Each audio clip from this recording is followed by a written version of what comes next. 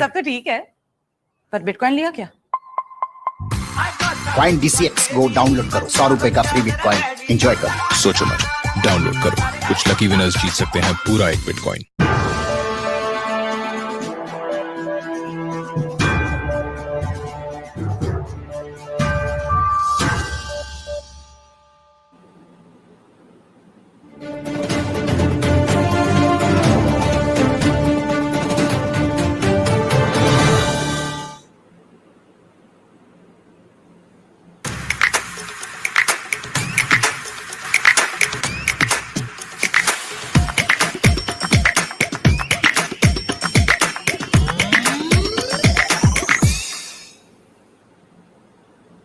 स्वागत है आपका क्रिप्टो लाइव में, देश का पहला ऐसा शो जो क्रिप्टो करेंसीज पे डेली बात करता है, लाइव बात करता है, मंडे टू फ्राइडे। और हमारे साथ में देश के बड़े एक्सपर्ट जुड़ते हैं जो कि क्रिप्टो करेंसीज को बहुत अच्छे तरीके से समझते हैं। तो एक नया बाजार है, बहुत लोगों के लिए अभी तक नया है, बहुत लोग अब इसमें एक्सपर्ट हो चुके हैं। तो इस गैप को, इस खाई को भरने की कोशिश करते हैं इस शो के माध्यम से, जहाँ पे जो लोग नहीं जानते हैं क्रिप्टो करेंसीज के बारे में, बिटकॉइन के बारे में, बहुत सारे और कौन से कॉइन्स और टोकन्स हैं और वहाँ पे क्या हो रहा है, उस टेक्नोलॉजी में क्या हो रहा है, ब्लॉकचेन में क्या हो रहा है, ये सारी चीज़ों को जानकारी, खबरें और साथ ही साथ उसके बाजार को, जहाँ से मुनाफा कमाया जा सकता है, जहाँ पे आप ट्रेड कर सकते हैं, इन्वेस्ट कर सकते हैं। एक नए तरीके का एसेट क्लास है और क्यों हम पीछे छूट जाएं उस रेस में, तो उस पर कोशिश करते हैं कि बात करें। और हमारे साथ में खास मेहमान जुड़ रहे हैं, हमारे साथ में जुड़ रहे हैं राहुल सिंह जी। राहुल सिंह सिरोही जी हैं हमारे साथ में, और जिनसे समझने की कोशिश करते हैं कि वो बाजार को कैसे देखते हैं और उनको इसमें कैसा दिख रहा है, कहाँ क्या स्कोप है। राहुल जी, बहुत स्वागत है आपका एक बार फिर हमारे शो पर। नमस्कार सर जी, बहुत टाइम बाद आपसे रूबरू हुए हैं। हाँ, कुछ समय बाद हो रही है, आपसे शुरुआत में बातचीत हुई थी, मैं शो नहीं कर रहा था। राहुल जी, मुझे ये बताइए कि इस दौरान जब हमने बात करी थी और तब से दोबारा जब हम बात कर रहे हैं, तो बिटकॉइन ने थोड़ा परेशान कर दिया है उन इन्वेस्टर्स को जो कि रिसेंटली आए थे, 2-3 महीने पहले जिन्होंने ज्वाइन किया था। वो वाला एक बड़ा मुनाफा देखने के बाद में फिर थोड़ी सी कमजोरी उन्हें देखने को मिली है। चिंता की कोई बात है या नहीं?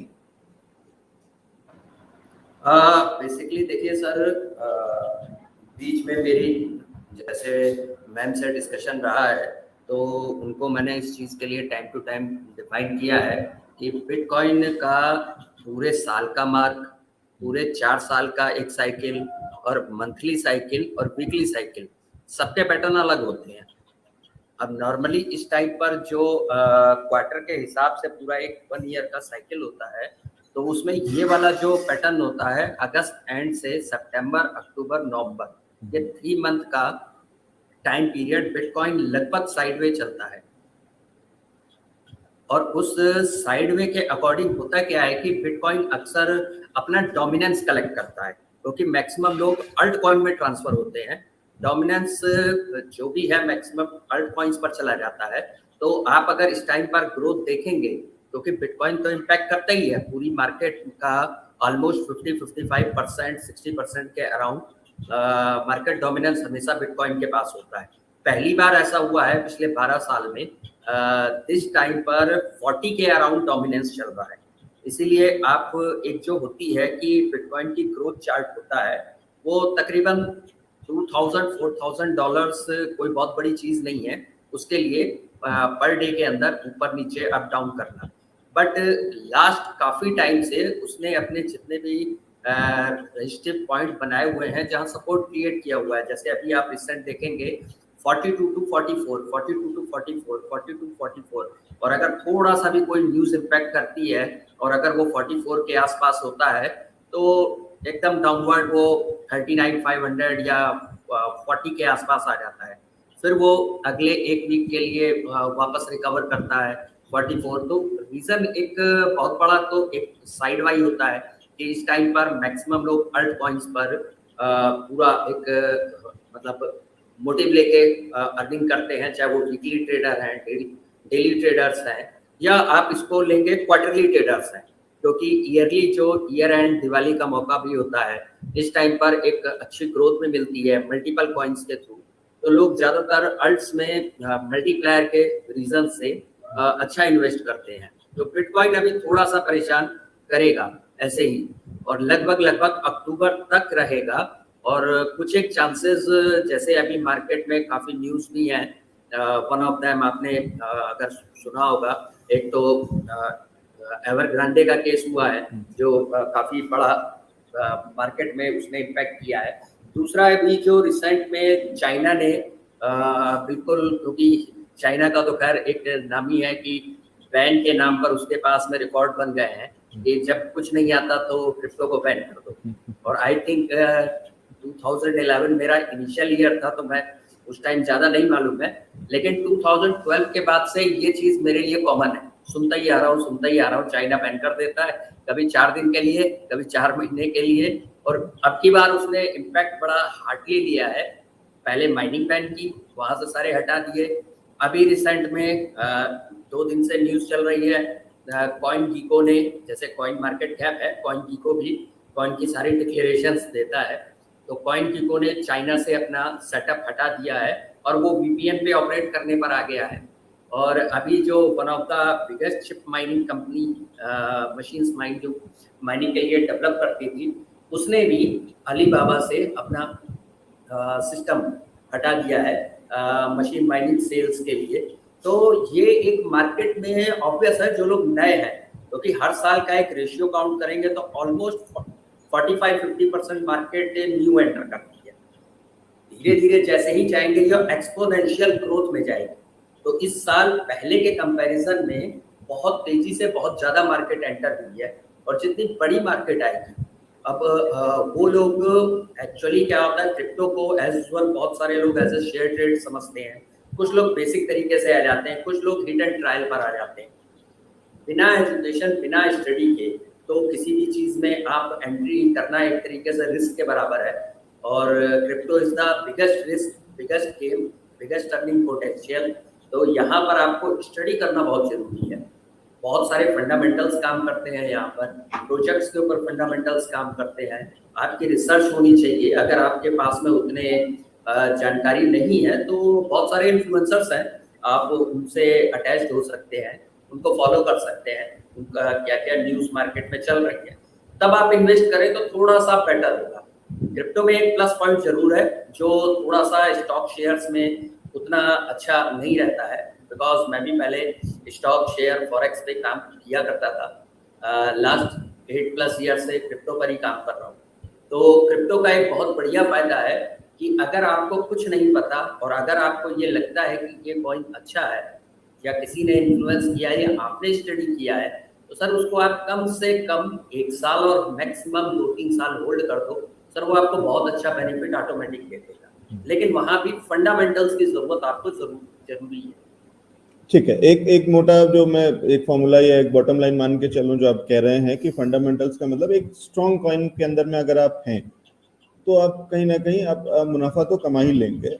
टाइम हो सकता है कि ज्यादा लगे और बीच में फ्लक्चुएशन जो आएंगे वो केवल फ्लक्चुएशंस होंगे, और ये बहुत ही कॉमन फिनोमेना है क्योंकि आप क्रिप्टो करेंसीज के साथ में आप काम कर रहे हैं, तो वो वोलेटिलिटी यहाँ पे ज्यादा होगी एज कंपेयर टू किसी और इंडेक्स, किसी और स्टॉक, किसी और एसेट क्लास के।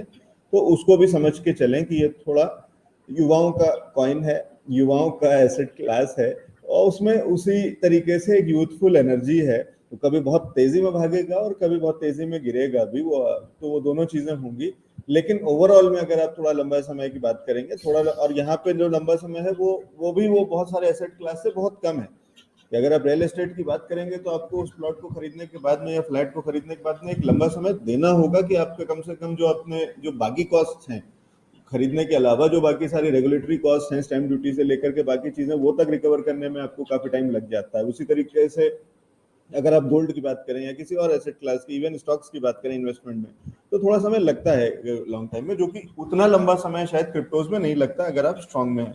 सर, मैं एक खबर देख रहा हूँ जो आपसे डिस्कस करना जरूरी है कि ये यूएसए टुडे की शायद खबर है, जिसमें ये कह रहे हैं कि ये जो चाइना में जो क्रिप्टो बैन हो रहा है, जो चीजें उसके साथ में हो रही हैं, चाइना से जो क्रिप्टो रिलेटेड खबरें आ रही हैं, ये एक मौका है और ये एक अच्छी अपॉर्चुनिटी है, और यहाँ से बिटकॉइन एक बड़ी और मोमेंटम दिखाएगा।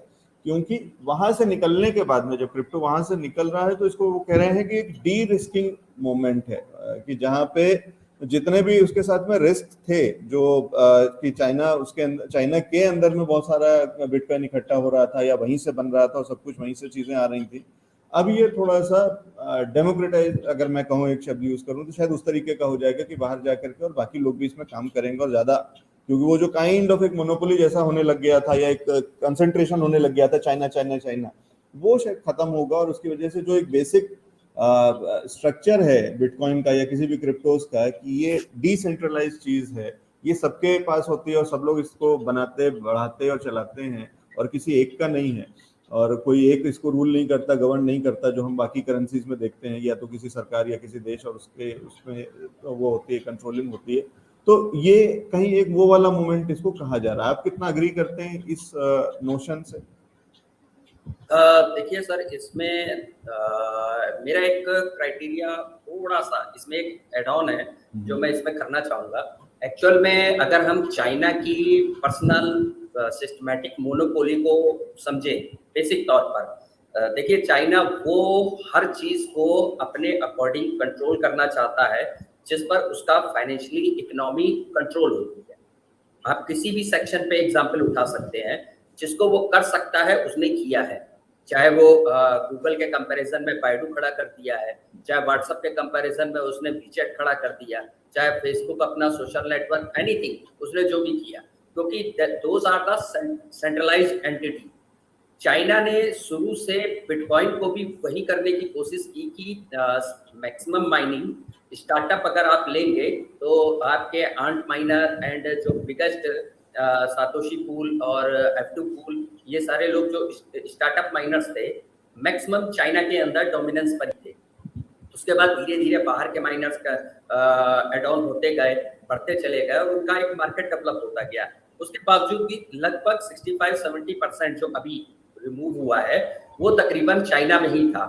अब अगर इसको एक एंगल आप देख रहे हैं कि चाइना ने अपना एक अपॉर्चुनिटी को डिनाई कर दिया है और लगा दिया है, लेकिन इसका एक सर दूसरा पहलू भी है।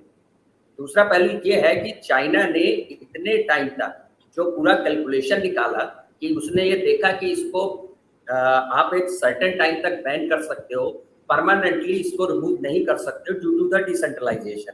तो उसने तब तक अपने यहाँ से बिल्कुल कोई रिस्ट्रिक्ट कदम नहीं उठाया जब तक उसकी एक major part of supply market में नहीं आई। तो 90% सप्लाई मार्केट में कॉइन की आ चुकी है, जो 10% सप्लाई आनी है उसके लिए 104 साल की फाइट है। तो उसके प्रॉपर रीजंस पे कि मेरी चाइना की इलेक्ट्रिसिटी एंड मेजर इश्यूज पे उसका इम्पैक्ट पड़ेगा, बहुत सारे अदर इंडस्ट्रीज पे इम्पैक्ट पड़ेगा। तो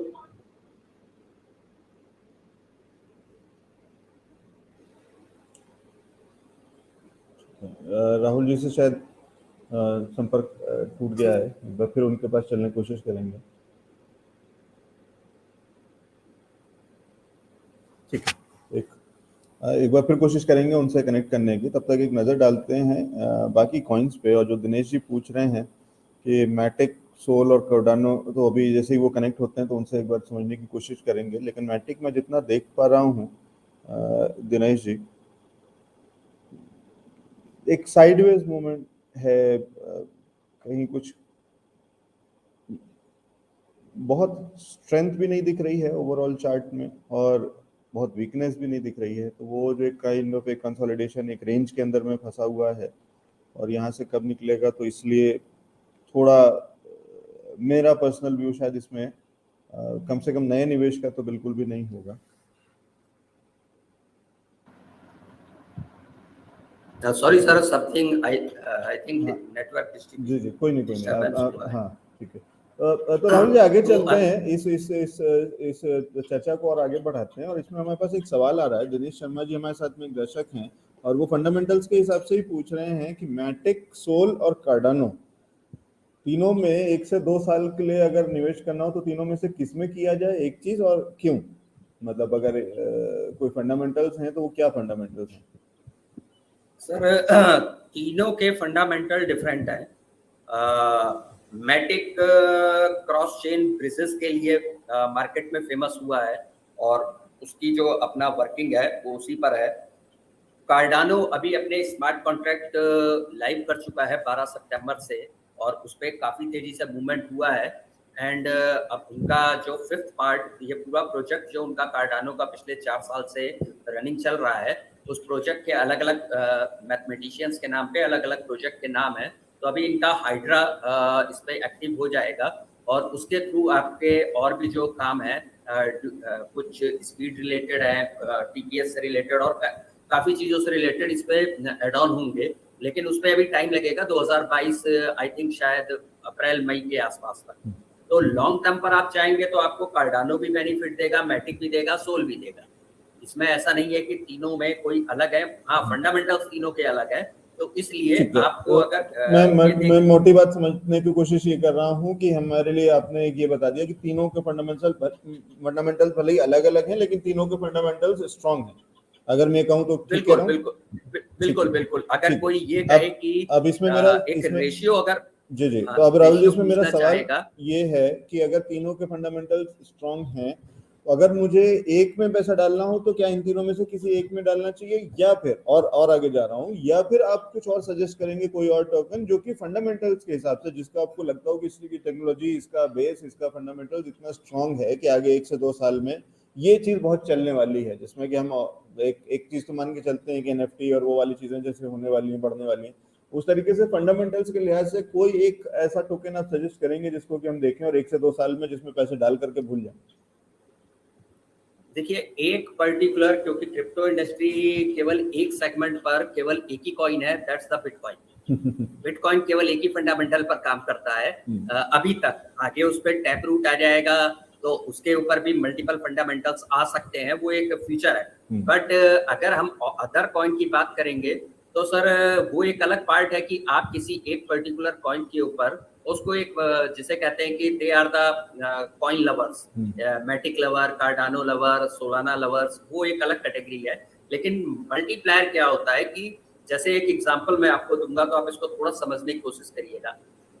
सपोज अभी सोल का प्राइस 136 चल रहा है, अभी ये थोड़ा सा डाउन ट्रेंड आएगा और लोगों को 100 एंड 110 के आसपास भी मिलेगा। जो मार्केट थोड़ी सी बेयरिश आनी है, तो नॉर्मली क्या है कि अगर आप 100 पर इन्वेस्ट करते हैं और अगर ये दिसंबर तक सपोज 500 जाता है, जो कि एज पर चार्ट शो कर रहा है, तो आपका पैसा 5 टाइम्स होता है। लेकिन जिसने अगस्त में या जुलाई में लगाया होगा, ऑलमोस्ट सर उसका पैसा मैनी नंबर ऑफ टाइम हो चुका है। तो एक जो छोटे कॉइन की क्वांटिटी के अकॉर्डिंग ग्रोथ होती है, वो सोल ऑलरेडी दे चुका है। अब उसकी जो ग्रोथ होगी वो आपको नंबर ऑफ टाइम्स में बेनिफिट कम आएगा, लेकिन डेड श्योर है कि आपकी ग्रोथ उसमें आएगी ही आएगी। सोल का मार्केट वैल्यू अलग है due to the transaction speed, उसकी वन ऑफ द इंडस्ट्री में सबसे हाईएस्ट है। राहुल जी, मैं आपकी बात ये समझ गया कि आप ये कह रहे हैं कि इसमें ऑलरेडी काफी कुछ चल चुका है, तो आप थोड़ा हो सकता है कि शायद आप बस मिस कर चुके हैं और तब चढ़ते तो ज्यादा अच्छे से आप ज्यादा मुनाफा कमाते। अभी भी मिलेगा मुनाफा, लेकिन शायद उतना बड़ा नहीं मिलेगा। तो यहाँ पे सवाल वही है, दिनेश जी जो पूछ रहे हैं वो सवाल वही है कि अब कौन सी बस है जिसको मैं पकड़ लूं जो मुझे कम पैसे में ज्यादा दूर तक पहुंचा दे। इन तीनों के अलावा भी अगर आप कोई बताना चाहते हैं तो वो बता दीजिए, कोई दिक्कत नहीं मुझे। मैं ये नहीं कह रहा हूँ कि मुझे मैटिक, कार्डानो, सोल में से कुछ चाहिए या बिटकॉइन ही चाहिए, ये सब में हो गया, आप छोड़ दीजिए। आप मेरे को एक कोई ऐसी नई अपॉर्चुनिटी बता दीजिए जिसको कि आज मैं खरीद करके और 2 साल के लिए भूल जाऊं। अगर मैं स्टॉक मार्केट में, इक्विटी में, इंडिया के अंदर में बात करता हूं तो कोई ये कहेगा कि जोमेटो खरीद के भूल जाओ, 2 साल बाद तो आपको एक बड़ा मुनाफा दे देगा। नई लिस्टिंग आई है, रिलायंस अलग होता था, ITC अलग चीज है, वो सारी चीजें जो पुराने स्ट्रॉन्ग है कि इन्फोसिस और ये वो, उनकी बात नहीं कर रहा हूँ। लेकिन नई चीज हो सकती है कि नया स्टार्टअप जैसा एक स्टार्टअप आया है, मतलब स्टार्टअप का एक लिस्टिंग आई है, IPO आया है, उसके बाद शायद ओयो का आएगा और कुछ, और इनमें से कोई एक मैं कह दूं या कोई कह दे एक्सपर्ट की लेकर के 2 साल के लिए भूल जाइए, तो ये अगला रिलायंस हो सकता है या अगला MRF हो सकता है। क्या आप यहाँ पे मुझे क्रिप्टोस के अंदर में कोई एक ऐसा कॉइन दे सकते हैं जो अगले 2 साल बाद मेरे को जबरदस्त मुनाफा दे देगा? मैं आपको 2 नहीं 3 दे देता हूँ सबसे बेस्ट ऑप्शन पे, क्योंकि लोगों के पास एक अल्टरनेटिव होता है कि लोग अपना प्लस डिवाइड करके लगा लेते हैं। One of the better is आप इट है टेजोस XTZ, काफ़ी अच्छी ग्रोथ दी है और अभी भी उसके अंदर बहुत पोटेंशियल है और आगे आने वाले टाइम के अंदर वो बहुत अच्छी ग्रोथ देगा। XTZ के नाम से है, तो उसके अंदर आपको एक अच्छा मतलब जिसे कहना चाहिए ग्रोथ मिलेगा। और प्राइस की अगर हम बात करें तो थोड़ा सा इसको अभी अगर मतलब मार्केट बेरिश आने के मोड में है तो उस टाइम पर पिक करेंगे तो जो अभी आपका $6 का प्राइस है, ये आपको तकरीबन 5.2 5.5 के अराउंड मिल सकता है और एक अच्छे प्राइस पर इसको आप कलेक्ट कर सकते हैं। दूसरा इसका एक सेकंड राहुल, इसका कोड आप जो बता रहे हैं XEH? नहीं, मैंने लिख के टाइप किया है, आपके चैट पर देखिए। मैं देख लेता हूँ सर, ठीक है, क्योंकि हो सकता है कि वो इस प्लेटफॉर्म पे, अच्छा XTZ, ठीक है। हाँ, वो आप थोड़ा रॉन्ग टाइप कर रहे थे, XTZ है। XTZ, ठीक है, हाँ $6 के आसपास है या और इसके अंदर काफी अच्छा पोटेंशियल ग्रोथ है। और अभी थोड़ा सा अगर आप रुकेंगे 5-7 दिन 10 दिन, क्योंकि अक्टूबर में एक थोड़ा सा बेरिश मोड आएगा, तो उस मोड पर खरीदेंगे तो आपको एक आगे आने वाले टाइम पर इसको 1-2 साल छोड़ दीजिए, बहुत अच्छा बेनिफिट मिलेगा। दूसरा एक ये जो आप कह रहे हैं कि जो गिरावट आ रही है, जो इसके अंदर थोड़ा सा करेक्शन आ रहा है, अभी $7-7.5 से वापस नीचे $6 के आसपास आ गया है, ये एक मौका है, यहाँ से शुरुआत हो रही है और अगर और नीचे मिले तो और ऐड कर सकते हैं, क्योंकि मुझे जहाँ तक दिख रहा है इसमें $4-4.5 तक का एक अच्छा सपोर्ट लेवल दिख रहा है कि वहां तक इसको और ऐड करके जा सकते हैं। बिल्कुल। एंड सेकंड में जो रिसेंट पिछले 3 दिन में एक बहुत अच्छी न्यूज आई है, वैसे भी one of the favourite coin है मेरा, काफी लोगों को मैंने रिकमेंड पहले भी किए हैं काफी टाइम से, दैट इज द कोटी। अभी रिसेंट कार्डानो ने उसके साथ में एक बहुत अच्छा टाई अप किया है और बहुत बड़े लेवल पे उसने बूम दिया है मार्केट में फिर से, और आगे भी लोगों को बहुत अच्छा उस पे पोटेंशियल ग्रोथ मिल जाएगी, तो उसको आप लॉन्ग टर्म के लिए ले सकते हैं। क्या नाम बता रहे हैं सर और क्या कोड है इसका? कोटी, COTI। अच्छा, कोटी, ठीक है। और कोटी दिख रहा है मेरे को 0.59 टाइप है, $0.5 के आसपास। बिल्कुल अभी $0.5 के आसपास है। थोड़ा बहुत करेक्शन इसके ऊपर अभी अप डाउन वो मार्केट के अकॉर्डिंग आएगा, तो आप इसको 0.5 0.48 के आसपास भी मिल सकता है। तो आपको इसको लॉन्ग टर्म रखेंगे, बहुत अच्छा पोटेंशियल ग्रोथ आपको इस पे मिलेगा और बहुत जल्दी मिलेगा, मतलब लॉन्ग टर्म में तो मिलेगा ही मिलेगा, आपको शॉर्ट टर्म पे भी देगा। एंड एक तीसरा बहुत छोटा कॉइन है, एज ए टर्मिनोलॉजी और डिसेंट्रलाइज्ड फाइनेंस के अंदर इसने अच्छी मार्केट पिकअप की है, काफी अच्छा ग्रोथ ये अभी दे भी चुका है और अभी इसके अंदर बहुत पोटेंशियल बाकी है। ये बिटकॉइन का एक हार्ड फॉर्क है, मल्टीपल हार्ड फॉर्क्स हुए हैं, उसका हार्ड फॉर्क है बिटकॉइन ABC, ये उसका डेफी कॉइन है और इन्होंने पूरा डेफी प्रोटोकॉल क्रिएट किया है XEC के नाम से, तो जिसको ई कैश कहते हैं।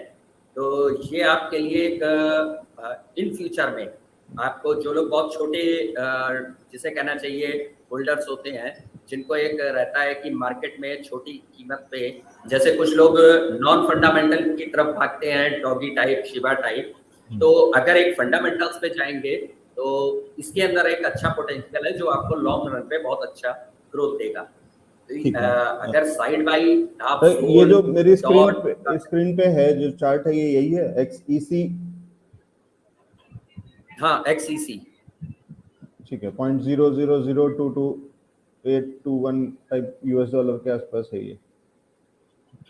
अभी बहुत मतलब ट्रिपल जीरोस में है। हाँ, तो आपको ऑलमोस्ट बहुत कम अमाउंट में बहुत ज्यादा, जैसे कुछ लोगों का खासकर इंडियंस वालों का ज्यादा ट्रेंड है कि वो सस्ते कॉइन की तरफ भागते हैं और अक्सर फंडामेंटल्स कॉइन को भूल जाते हैं, तो ये मैं उनको एक फंडामेंटल कॉइन बता रहा हूँ। अच्छा, तो ये इंटरेस्टिंग है कि ये एक तरीके का पेनी कॉइन है, लेकिन लेकिन फंडामेंटल स्ट्रॉन्ग है, तो इसलिए ये तो एक वैल्यू पिक हुई कि अगर आप बहुत सस्ते में और बहुत अच्छा एक फंडामेंटल्स के साथ में, इसके क्या फंडामेंटल्स है सर XEC पे ही केवल? अगर मेरे को थोड़ा सा बताइए सर। डिसेंट्रलाइज्ड फाइनेंस के ऊपर इसका पूरा स्ट्रक्चर डिजाइन है। जैसे आपके डेफी कैटेगरीज में कॉइन होते हैं, आप मल्टीपल कॉइन है, चेन लिंक काम करता है, चेन लिंक डेफीज में आता है, सुसी स्वैप, यूनी स्वैप, आपके जितने भी बीफ फाइनेंस, बेकर फाइनेंस, मतलब ये जितने भी फाइनेंशियल कैटेगरीज के हैं जहां पर AMM प्रोटोकॉल के थ्रू लिक्विडिटी प्रोवाइड होती है और पूरा का पूरा सर्कमस्टांसेस ऑफ मार्केट, यानी कि जैसे आप एक एक्सचेंज पर जाते हैं जो सेंट्रलाइज एक्सचेंज होते हैं और एक होते हैं डिसेंट्रलाइज एक्सचेंज टैक्स। तो सेंट्रलाइज में क्या होता है कि जितने भी आपके पेयर क्रिएट होते हैं, यानी आपका PTC का पेयर सपोज करिए इथेरियम से है, USDT से है, रूबल से है, तो उसका एक पूल होता है कि हर पूल में कितना वॉल्यूम TVL रोटेट हो रहा है, उसका पूरा शेयर बेनिफिट जो होता है ट्रेड होने पर वो कंपनी के एक्सचेंज के ओनर्स के पास जाता है। सपोज बिनेंस है तो बिनेंस के ओनर के पास गया है। यहाँ पर क्या होता है, टैक्स के अंदर जो डेफीज के अंदर पूल सेम पेयर क्रिएट होते हैं, लोग आपस में जो ट्रेड करते हैं, उस ट्रेडिंग का जो फीस होती है वो जितने भी डिसेंट्रलाइज यानी कि यूजर्स होते हैं, होल्डर्स होते हैं, उनको वो रेशियो ऑफ बेनिफिट डिस्ट्रीब्यूट होता है। तो इससे आपका जो इन फ्यूचर की हम ट्रेंडिंग की बात करें तो बहुत सारे लोग मूव टैक्स की तरफ कर चुके हैं और आगे आने वाले टाइम पर बहुत तेजी से करेंगे भी, due to the many reasons हैं। कुछ रेगुलेशंस के पार्ट हैं, कहीं पर कुछ रिस्ट्रिक्शंस के पार्ट हैं, तो उसके लिए टैक्स अगला फ्यूचर है और डेफीज उसका सबसे बड़ा एक योगदान है। 2020 में जो लोगों को इनिशियलाइजेशन और ग्रोथ दी थी, अगला जो नेक्स्ट ईयर आ रहा है, जैसे इस साल सबसे ज्यादा NFTs का ट्रेंड रहा है और लोगों ने NFT को काफी अच्छा कमाया है, बट NFT के अंदर एक सैचुरेशन पॉइंट होता है। एक टाइम के बाद आप उसके ऊपर बहुत ज्यादा ग्रोथ नहीं ले सकते हैं, लेकिन डेफीज के अंदर मल्टीपल टाइम ऑफ ग्रोथ है। तो आपका 2022 से जो पूरा एक ईयर ऑन नेक्स्ट चालू रहेगा वो डेफीज का बहुत अच्छा है। तो ठीक है, डेफी तो के एक ऊपर तो वो वाली भी चीज है कि हर चीज का एक ट्रेंड आता है, एक जमाना आता है, तो वो अभी NFT का जमाना चल रहा है, लेकिन NFT के उसके आगे की जो ग्रोथ अपॉर्चुनिटीज है वो थोड़ी लिमिटेड है, क्योंकि बहुत सारी चीजें नहीं हो सकती। एक लिमिटेड एरिया है जिसके अंदर में NFT काम करते हैं और वहीं तक ही सीमित हो सकता है। लेकिन डिसेंट्रलाइज्ड फाइनेंस DeFi जिसकी बात कर रहे हैं, ये तो एक नई दुनिया खड़ी कर देता है, एक नई इकोनॉमी खोल देता है पूरा सब कुछ, और उसके अंदर में तो इतना कुछ हो सकता है कि मतलब सोच से परे है। तो जहाँ पे NFTs में क्रिएटिविटी पे कहीं ना कहीं चीजें सीमित रह सकते हैं, उससे रिलेटेड बहुत सारी चीजें हो सकती हैं, उसमें जितने भी आर्ट के फॉर्म्स हैं वो सब इसमें इंक्लूड हो सकते हैं, लेकिन फिर भी व्यापार व्यापार होता है और कला कला होती है। तो वैसे ही वाली चीज है कि कला की एक अपनी लिमिटेशन होती है कि वो अपने आप में बड़ी चीज हो सकती है, लेकिन उसका वैल्यूएशन कितना बड़ा हो सकता है वो बिजनेस जैसा नहीं हो सकता, इकोनॉमी जैसा नहीं हो सकता। और DeFi में बिल्कुल निश्चित रूप से वो वाला तो वो खुलता है, तो ये इंटरेस्टिंग है और ये मैं समझ गया। एक और चीज बस इसमें सर एक छोटा सा सवाल बस ऐड करके इसको क्लोज करूंगा। दिनेश शर्मा जी जो पूछ रहे हैं, तो दिनेश जी एक जो मैं बता दूं, जो मैटिक, सोल और कार्डानो पे जो आप पूछ रहे थे, वो अभी जो हम राहुल सर से बात कर रहे हैं, जितना मैं निचोड़ समझ पाया हूँ, वो ये कह रहे थे कि ग्रोथ और फंडामेंटल्स दोनों में इसमें सब में आने हैं, तीनों में आने हैं, लेकिन सिर्फ ये दिक्कत है कि क्योंकि वो वहां से बहुत बड़ा रनअप दे चुके हैं ऑलरेडी, तो अब इसके आगे का रनअप बहुत बड़ा नहीं होने वाला।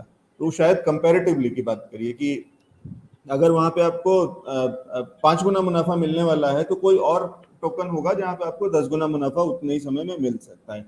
तो वो कह रहे हैं कि वहां पे ऑलरेडी बहुत बड़ी ग्रोथ आ चुकी है, सेफ्टी, और उस हिसाब से अगर आप पोर्टफोलियो के बनाने के हिसाब से कहेंगे तो वो भी आपको लेना चाहिए, आपके पोर्टफोलियो में होना चाहिए। लेकिन जब हम बात कर रहे हैं कि सिर्फ एक कोई ऐसा वाला, तो उसमें 3 अभी इन्होंने राहुल जी ने हमें दे दिए हैं, XTZ, कोटी और XCC। एक और चीज बस इसमें राहुल जी चलते चलते पूछ लेना चाहता हूँ, थीटा कैसा दिखता है? थीटा का फंडामेंटल्स अच्छे हैं और बहुत बढ़िया कॉइन है, और ये मान के चलिए कि इसको आप लॉन्ग टर्म के लिए, ये एक ऐसे कॉइन्स में जैसे कुछ सेलेक्टेड कॉइन होते हैं जो आपके daily, regular, weekly, monthly trade पर भी बहुत अच्छा देते हैं लोगों को परफॉर्मेंस, जिसमें से एक XTZ मैंने जैसे बताया था, पुल्का डॉट है, कार्डानो है, सोल है, ये सब रेगुलर भी ग्रोथ देते हैं।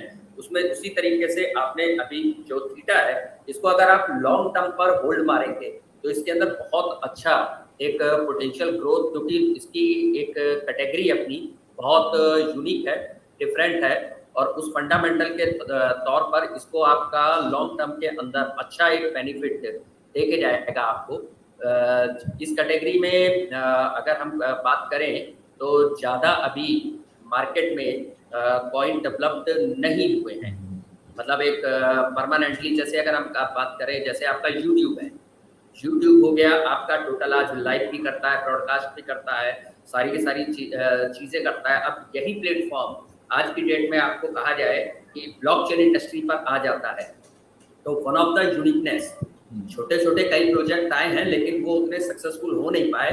थीटा ने जो अपनी एक मार्केट क्रिएट की है और आगे आने वाला फ्यूचर, क्योंकि सारा ब्लॉकचेन पर ही आना है डिसेंट्रलाइज मोड में, तो थीटा उसके लिए बहुत बड़ा एक आगे के टाइम पर मार्केट डिसाइड करेगा। लोग काफी इकोसिस्टम इसका बिल्ड होने वाला है, तो आप इसको फ्यूचर के तौर पर एक अच्छी ग्रोथ के लिए, क्योंकि प्राइस भी बहुत कम है और अगर आप इसको 2-3 साल प्लस लेकर छोड़ देंगे तो आपको मल्टीप्लायर में बेनिफिट देगा ही।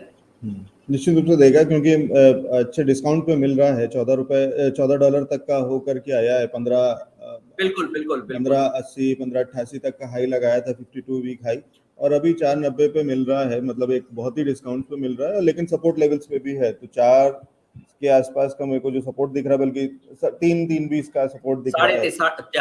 3.20 3.5 का है, और अभी तकरीबन क्योंकि अक्टूबर में तकरीबन 10-12 दिन के अंदर मार्केट थोड़ा बेरिशानी है, तो मैक्सिमम पॉइंट जो एक फंडामेंटल्स की हैं उनके अंदर बहुत ज्यादा गिरावट नहीं होगी, बट एक आपको एक जो उनका बेसिक सपोर्ट है उस लेवल पर आपको मिल जाएंगे। तो आप चाहे तो एक्यूमुलेट कर सकते हैं कि आज आपने इन्वेस्ट कर लिया कुछ, और जिस टाइम पर आएगा तो थोड़ा और डबल करके इन्वेस्ट कर लिया, तो आपका प्राइस एक्यूमुलेट हो जाएगा और लॉन्ग टर्म लॉसी पर आप इसको होल्डिंग दे सकते हैं। ठीक है, अच्छे लेवल्स पे मिल रहा है, यहाँ से भी बाइंग शुरू कर सकते हैं, एक्यूमुलेशन शुरू कर सकते हैं। तो राहुल जी जो कह रहे हैं कि अगर आपको 100 रुपए डालने हैं तो अभी आप उसमें से 20-25 रुपए आज डाल दीजिए, फिर और गिरावट आती है तो फिर 20-25 डाल दीजिएगा, फिर और गिरावट आती है, तो इस तरीके से करके आप धीरे धीरे ऐड करते चल सकते हैं। क्योंकि एक मोटी बात है जो वो सबसे पहले शुरुआत में भी कह चुके हैं कि एक वो साइकिल है, और उस साइकिल में अभी पूरे क्रिप्टो करेंसीज हैं, बिटकॉइन है, और बिटकॉइन को फॉलो करते हुए बाकी करेंसीज भी हैं। ये कहीं ना कहीं अक्टूबर तक और उसके यहाँ तक, अभी अगले कुछ समय तक आपको कुछ एक हफ्ते और कुछ उसमें आपको एक और गिरावट या और थोड़ा सा करेक्शन दिखेगा, मतलब डिस्काउंट मिलेगा। सीधी सी बात है, सेल सीजन चालू है और सेल बढ़ती जाएगी। शायद तो हो सकता है कि अभी 10% की सेल पे है, कुछ चीजें 20% और 25-30% की सेल पे भी मिले, तो ले लीजिएगा, एक्यूमुलेट करते चलिए, और उसके बाद से फिर आपको अच्छा मुनाफा मिलेगा। ठीक कह रहा हूँ सर? बिल्कुल बिल्कुल बिल्कुल ठीक है। सोल एंड मैटिक पे हम बात कर चुके हैं, और एडीए पे भी बात कर चुके हैं ना सर? एडीए पे भी आपका व्यू जो है वो बिल्कुल कार्डानो अपने सारे प्रोजेक्ट्स पे अगर प्रेजेंटली देखें तो मार्केट उसका अगर अप डाउन में ज्यादा इम्पैक्ट नहीं पड़ता है, आप आज एंट्री कर सकते हैं जिन लोगों को लॉन्ग टर्मिनोलॉजी लेके चलना है। अगर शॉर्ट टर्म में लेते हैं तो थोड़ा सा 2.1 2.2 का रोटेशनल चल रहा है, और थोड़ा अगर मार्केट बेरिश मोड पर आएगा तो 1.9 या 2.0, इससे नीचे बहुत रेयर चांसेस है। मतलब इसका जो स्ट्रॉन्ग सपोर्ट है वो 1.8 ऑलरेडी है, 1.75 1.8 के आसपास में जो मार्केट इसने एक अच्छे लेवल पर वहां से इम्प्रूव की थी। तो इस लेवल पर अगर आपको इससे नीचे में है तो वो तो एक होता है कि कोई पैनिक आ जाता है, तो वो तो एक अलग पार्ट है, बट ऐसा अभी तक कुछ खास नहीं है। तो आप आज भी इसको लेकर और लॉन्ग टर्म के लिए डाल सकते हैं। कार्डानो आपको एक अच्छी ग्रोथ देगा क्योंकि प्राइस भी कम है और पूरा फंडामेंटल और एक मार्केट को काफी टाइम पे ये स्विच करा रहा है। अपना जो भी स्मार्ट कॉन्ट्रैक्ट लेकर आया है एक अच्छी स्पीड्स के साथ में, तो काफी मार्केट इसके साथ इंक्रीमेंट हुई है। 4 दिन में 400 कंपनीज एक झटके में डाइवर्सिफाई होना, एक हफ्ते में 4000 कंपनीज के साथ अटैच होना, तो ये कोई छोटी बात नहीं है। बहुत बढ़िया इकोसिस्टम बिल्डअप है। तो ग्रोथ आपको लॉन्ग टर्म पे इसमें देखने को आपको मिलेगी, और अगले क्वार्टर के अंदर ही आपको अच्छा पोटेंशियल बेनिफिट का भी मिल जाएगा। ठीक है, तो ये राय है राहुल जी की। और ये सारे स्टॉक्स आज हमने मेजरली जो फोकस किया है वो फंडामेंटल्स पे फोकस किया है। इन सारे कॉइन्स के फंडामेंटल स्ट्रांग हैं, लॉन्ग टर्म में अच्छा मुनाफा देंगे आपको। कौन सा थोड़ा ज्यादा, क्योंकि वो जो कंपैरिजन है वो सिर्फ ये वाला है कि किसमें ऑलरेडी बहुत सारा रनअप दे चुका है, एक बड़ी ग्रोथ दे चुका है, तो जिन्होंने शुरुआती दौर में इन्वेस्ट किया था वो बड़े मुनाफे पे ऑलरेडी बैठे हैं। तो अब शायद आगे की स्पीड हो सकता है कि उतनी तेज ना रहे, क्योंकि सब कुछ हमेशा एक साथ चलेगा, हमेशा ये गाड़ी उतनी ही स्पीड से चलेगी वो जरूरी नहीं है। वो जब लॉन्च हुई थी तब वो गाड़ी नई थी और तब टेक्नोलॉजी नई थी और उसने बहुत स्पीड पकड़ी। अब धीरे धीरे वो चीजें हो सकता है थोड़ा सा शांत होंगी। ठीक है, सर एक आखिरी सवाल ले लेता हूँ बस चलते चलते। इसमें टेकमार्क से एक सवाल है कि ब्लॉकचेन में क्या खास होने वाला है, या कुछ ऐसा कुछ आपको लगता है कि या which blockchain is better in coming days, या अच्छा होने वाला? मतलब मैं बहुत ठीक से नहीं समझ पा रहा हूँ, लेकिन कुछ अगर ब्लॉकचेन में कुछ नया क्या हम देखने वाले हैं, या कुछ ऐसा कोई कॉइन या कोई ऐसी चीज आ सर रही है?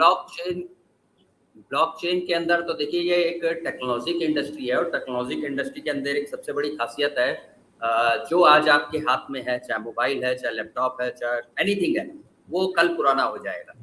ये बेसिक सा है। बस फर्क क्या होता है कि कुछ एक यूनिक टेक्नोलॉजी होती है जो एक काफी टाइम तक मार्केट में टिकती है, और वो पुरानी भी ओल्ड इज गोल्ड रह जाती है।